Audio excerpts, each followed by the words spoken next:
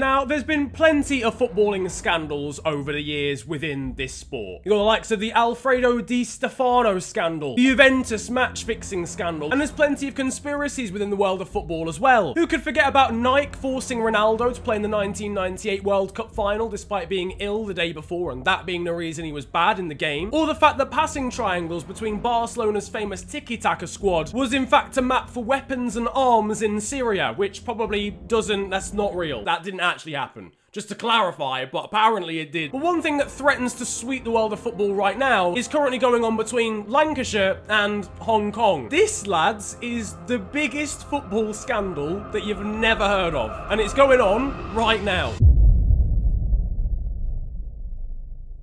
Before we start, a quick shout out to the guys who've been researching for this video. You can check them out down in the description below. Oh, I love it. This is like true crime, but without the crime. No, there's a lot of crime, actually. There's definitely criminal activity, actually. This is like an Ellen and Neil video, but without anybody dying in it. To give you a bit of a timeline, Wigan Athletic, a humble club currently playing in the Championship. They were promoted in an almost record-breaking season with the likes of Leighton Baines up into the Premier League in about 2005-2006. It's been at least 6 or 7 years in England's top flight. Unfortunately, their time in the Premier League didn't last, although they did win an FA Cup in a dramatic final against Manchester City. In 2018, a guy called Dave Whelan, who's always owned the club as long as I can remember, loves it dearly, and I think is a fan of the club as well, decides he's going to sell the club on. Now, he sells it to a corporation. Now, this happens a lot in football these days. You don't necessarily get people that own clubs. You get corporations owned by people that own clubs. This corporation is called IEC, and it's owned by a man called Stanley Choi. He is now the new Dave Whelan, if you like, who is a professional gambler. He's a professional poker player, I think, based in Hong Kong. He plays high-stakes stuff, and it's a very interesting and mysterious world full of very dodgy people. Anyway, all's going well, and then we arrive in the summer of this year, June 2020. Stanley Choi decides that his original company, IEC, is no longer going to own the club,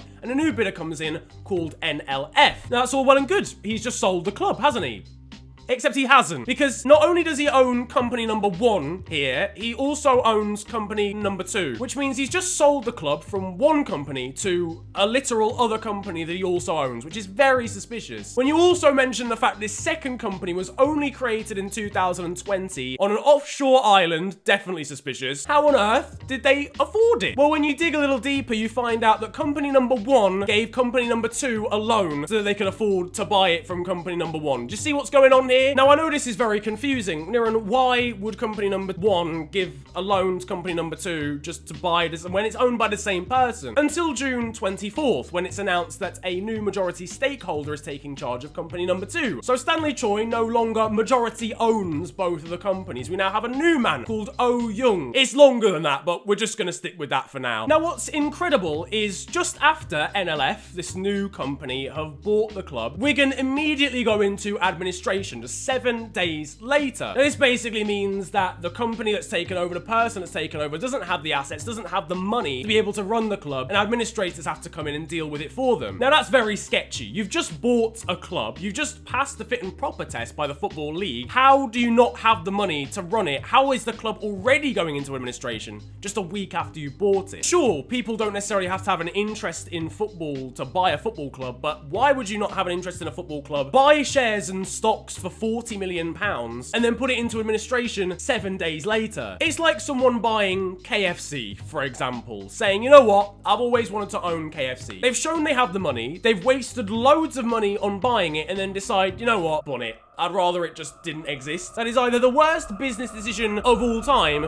or it's part of something bigger. There's all sorts of rumours. There's rumours that there's a bet in the Philippines and I'm being relegated because the previous owners got gambling interests in the Philippines. That video that you just heard there was Richard Parry, who is one of the chief directors of the EFL. Now, for those that don't know, I've said that already, it's the English Football League. Now, it's the EFL's job to obviously oversee the running of every single club. It's also their job to vet and test every single new owner who wants to take over a club. Rick Parry is one of the top dogs at the EFL. That was a video of him suggesting that he knows about rumours that a massive bet was placed on Wigan being relegated in the Philippines this season. That's very vague, isn't it? Why, for a start, who in the Philippines really cares if Wigan get relegated? Like, no offense, lads. Wigan are not that big. You're not that global yet, all right? Now, the EFL have later confirmed that this is actually Rick Parry's voice. You don't actually see him in the video, but they have confirmed in an article, in a statement, that that is actually him. And the crucial thing here is the Philippines, another area in southern Asia, just for those that don't know. A massive bet has happened in the Philippines. That's a bit mad. Wouldn't it be mad if someone who already owned Wigan owned casinos in the Philippines? Oh, wait! They do! So remember Stanley Choi, the original guy who took over Wigan in 2018. He owns many casinos, and he owns quite a few casinos in the Philippines where this bet that Wigan would get relegated happened. What if, let's say, that bet in the Philippines was linked with the administration and therefore the deduction of points to ensure Wigan got relegated? Let's say, for the sake of argument, Stanley and Oh Young are really good friends. You know, they're just going to change money between each other. They know they'll get it back at some point. Let's say those friends engineer a situation where they put the club into administration on purpose to get a 12-point deduction to make sure that bet in the Philippines in one of Stanley's casinos comes through and comes through big. But why would he do it?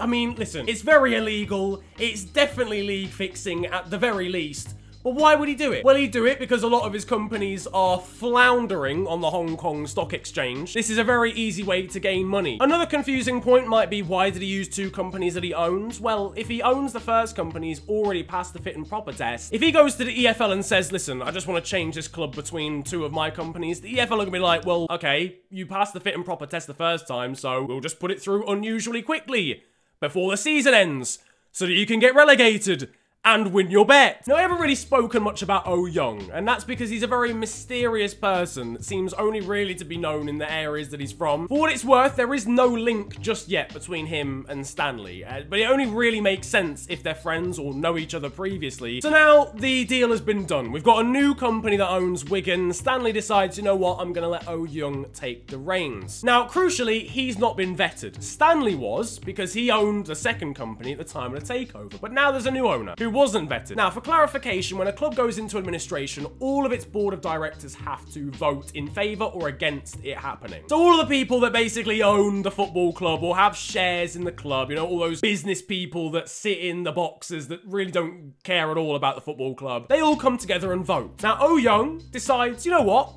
I'm going to bring in two new directors, all right? They're two directors that have never been at this club before. They've never been directors in their lives. And then a few days later, they vote in favor of going into administration. One crucial director here who's on the screen, his name is Manchun Jeto. You don't really have to remember that, but he used to be an ex-footballer, I think in Hong Kong or based in the Philippines or whatever. This guy is simply a friend of Oh Young, comes in and votes in favor of the club going into administration. So at this point, now, we have a theory. We have the fact that these two guys have collaborated together to ensure that Wigan get relegated so they earn bare money from a bet that they placed in one of their casinos. How did I'm sorry, we have a little bit of evidence that would suggest that is potentially the case. We have Oh Young bringing in directors specifically to vote them into administration. We have the fact that one of the higher-ups at the actual football league suggested that he knows about this happening, so it probably did. And we have the fact that the second company that took over, if you remember at the start of the video, basically doesn't even exist. It's just a shell company. But it's not confirmed. You know, we don't really know anything about these guys in their personal lives. We don't know what they've done business-wise beforehand. So let's take a little bit more of a look in depth. Now, Stanley Choi here was a deputy chairman of a different company back in 2010. And they were investigated for high share concentration and general dodgy dealings in 2010, which should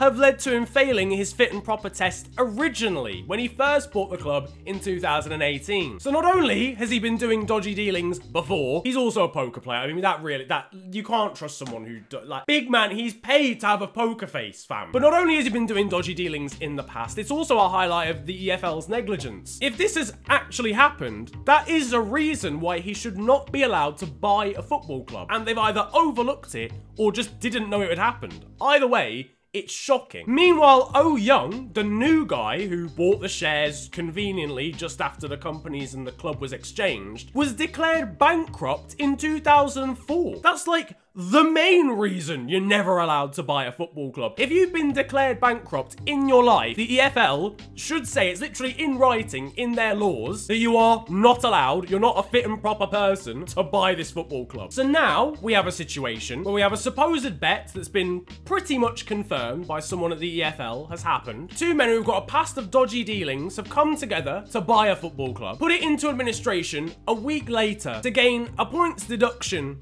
that would satisfy that big bet that happened in the Philippines. Both of the websites for Company 1 and Company 2, as we remember at the start of the video, have now been closed down. Now, that doesn't sound like something that you would do if you were, in fact, I don't know, what's the word I'm looking for? Innocent. Now, Stanley Choi came out and said that he didn't know Oh Young. Now, obviously, he's gonna say that. He's not gonna come out and be like, well, yeah, mate, we went to school together in year 7. We were like this, bro. He's not gonna say that. But realistically, this all comes together. If someone can prove that these two actually know each other, it's actually a wrap. But what it's worth, even though one of the companies actually technically owns Wigan Athletic right now, they're both classed as permanently closed on Google. Now, I guess, you know, there's lots of betting companies everywhere. There's probably quite a few betting companies in the Philippines. It's not the biggest of nations as far as sports is concerned, but there's definitely going to be some that are based there. It's definitely not going to be, you know, there's going to be more than one. So the chances of this casino, this betting company being the same one that Stanley Choi owns, it could be a little bit, it could be a far-fetch, you know? So let's consider that one of Wigan's sponsors is a betting company called KB88. As you can see here, they're like actual business partners or whatever. KB88 literally just act as a sponsor like you would see on a football shirt or on the advertising boards at the side of a football pitch. KB88 are based in,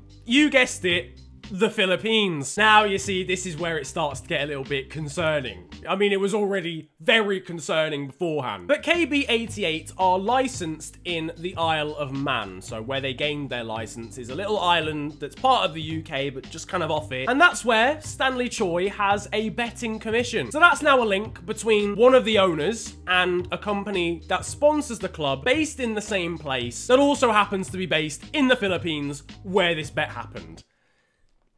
And just to top it all off, one of the fellow directors at this company used to be one of Stanley's friends who was sent down for multiple counts of fraud. It's really not looking good. So now we have a potential betting company that this went through. We have the links between most people, really. The only link that we don't have is between Stanley and Oh Young, which is gonna happen at some point. Someone's gonna find out that they did business together in like 1983, and then it's a wrap for everybody. But as it stands, I guess it is still technically a conspiracy theory, but it looks very strong. Wigan Athletic are the victims of one of the biggest footballing scandals that you never heard about. There's a bit of haze as to whether the 12-point deduction will go through because of obviously what's being accused here. For what it's worth, Wigan actually might stay up, even with the points deduction, which I would find actually hilarious. In my opinion, this is actually huge. And I know it's not a global thing right now. Wigan are only a second-tier English side. But one of the main reasons I made this video was because I wanted to bring some light to it for people that don't know. I'm sure a lot of people don't know the ins and outs of this and like the actual proper details. The EFL need to take accountability. I don't know how you can allow this to happen. Stanley Choi shouldn't have even passed the fit and proper test in the first place. And Oh Young, even though he wasn't involved in the deal at the point at which the deal happened, which is very clever from them, he took over shortly afterwards. He should be vetted anyway. So the EFL have a lot to answer for. I'm sorry to Wigan fans. I really hope you guys stay up by whatever means it is, whether this is overturned in terms of the points deduction or whether you just stay up anyway. My prayers are with you guys, because this is the maddest situation to find yourselves in. I put screenshots at the start of the videos of the guys who've been doing research into this, so you feel free to show them some love or whatever, or follow them. Thanks to those guys, again, like a bit of a credit screen. Thanks to those guys for doing so much digging. I'm just basically regurgitating their information onto this platform. There's also a link to a fundraiser down in the description below if you want to contribute to that to try and get Wigan out of this flipping mess. Yeah, it's mad. I hope their owners are held accountable and are held to justice, because this looks dodgy. If you enjoyed this video though, feel free to slap a like on it, and of course subscribe if you're new to the channel. If you want to make an impact here, I guess write to the EFL or donate to the fundraiser that I've left in the description. But if you want to see more of this, then just let me know. These kind of like investigative videos, because I did a journalism degree and it kind of appeals to me like a lot. I enjoyed making this and researching this video. So if you want to see more of this kind of thing, then feel free to drop that down in the comment section below, because I'll be happy to do so. But it's been a pleasure ranting at you guys today. Have a great day, enjoy yourselves, and goodbye.